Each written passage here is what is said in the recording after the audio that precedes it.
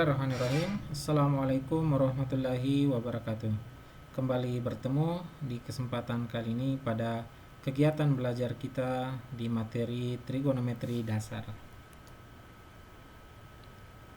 Sebelumnya kita akan bahas mengenai konsep segitiga siku-siku sebagai salah satu konsep yang penting, konsep yang mendasar dalam membahas materi trigonometri.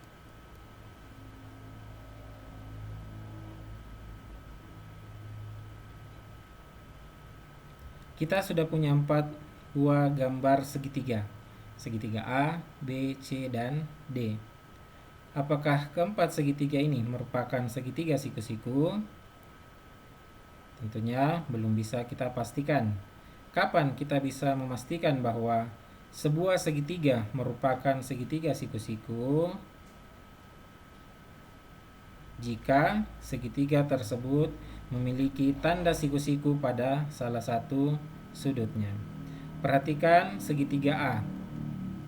Tanda ini merupakan tanda siku-siku atau menandakan bahwa pada sudut ini memiliki besar sudut 90 derajat. Nah, ketika sebuah segitiga sudah memiliki tanda seperti ini, maka sudah bisa kita pastikan bahwa segitiga tersebut merupakan segitiga siku-siku. Bandingkan dengan segitiga B, meskipun bentuknya sama dengan segitiga A, namun belum bisa kita pastikan bahwa segitiga B merupakan segitiga siku-siku sampai segitiga B memiliki tanda siku-siku seperti ini. Begitupun dengan segitiga C dan segitiga D. Selanjutnya, di segitiga siku-siku ini kita mengenal istilah sisi depan, sisi samping, dan sisi miring. Dalam menentukan sisi depan, samping, dan miring, khususnya pada bagian sisi depan dan samping, kita menggunakan patokan atau berdasarkan sudut acuan. Kembali perhatikan segitiga A. Misalnya kita gunakan sudut acuan di bagian ini, kita misalkan sebagai sudut theta. Maka yang menjadi sisi depan adalah sisi yang berhadapan langsung dengan sudut acuan kita. Jadi misalnya seperti ini, yang menjadi sisi depan adalah sudut atau sisi yang berhadapan dengan sudut acuan ini. Yang mana itu? Yaitu sisi ini. Jadi bagian ini adalah sisi depan. Maka kita tulis di situ D. Kita misalkan sisi depan sebagai D. Kemudian sisi samping adalah sisi yang berada di samping sudut acuan kita. Dalam hal ini yang ada di bagian ini. Nah, kemudian sisi miring adalah sisi yang berhadapan langsung dengan sudut 90 derajat. Nah, ini yang menjadi pembeda antara sisi samping dan sisi miring.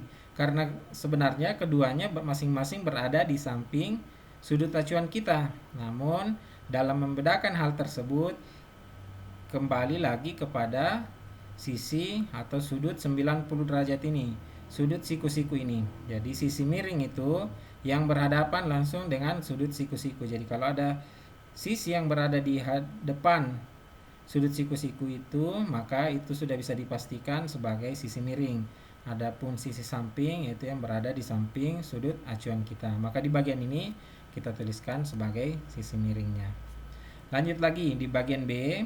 Misalnya kita ubah sudut acuannya. Jadi bagian ini ya. Nah, ini yang menjadi sudut acuan. Maka secara langsung untuk sisi depannya itu yang berada di depan sudut acuan kita. Maka ini yang menjadi sekarang ini yang menjadi sisi depan. Nah, yang menjadi sisi miring atau sisi samping salah satu dari dua ini. Nah, namun kemudian karena sisi miring yang berhadapan dengan sudut 90 derajat artinya ini, maka di bagian ini merupakan sisi sampingnya. Dan ini sudah bisa kita pastikan karena berhadapan dengan sudut 90 derajat, maka dia adalah sisi miringnya. Selanjutnya, perhatikan untuk segitiga C dan segitiga D. Sekarang secara mandiri, coba tentukan sisi depan, sisi samping, dan sisi miring dari segitiga C dan D.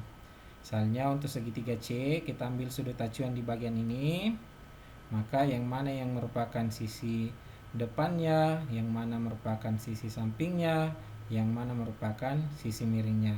Bisa dijawab dengan menggunakan konsep atau format seperti ini. Segitiga C, merah itu apa, kuning itu apa, hijau itu apa. Misalnya merah tulis sebagai D, kuning sebagai S, atau hijau sebagai M. Itu misalnya. Kemudian begitupun dengan segitiga D. Secara mandiri juga coba tentukan yang mana yang merupakan sisi miringnya, mana yang merupakan sisi samping, mana yang merupakan sisi depan berdasarkan sudut acuan ini. Oke, jadi silakan tentukan yang mana merupakan sisi miring. Ungu itu apa, biru itu sisi apa, jingga itu sisi apa. Baik, seperti itu. Untuk menulis jawabannya bisa dituliskan dalam kolom komentar video ini.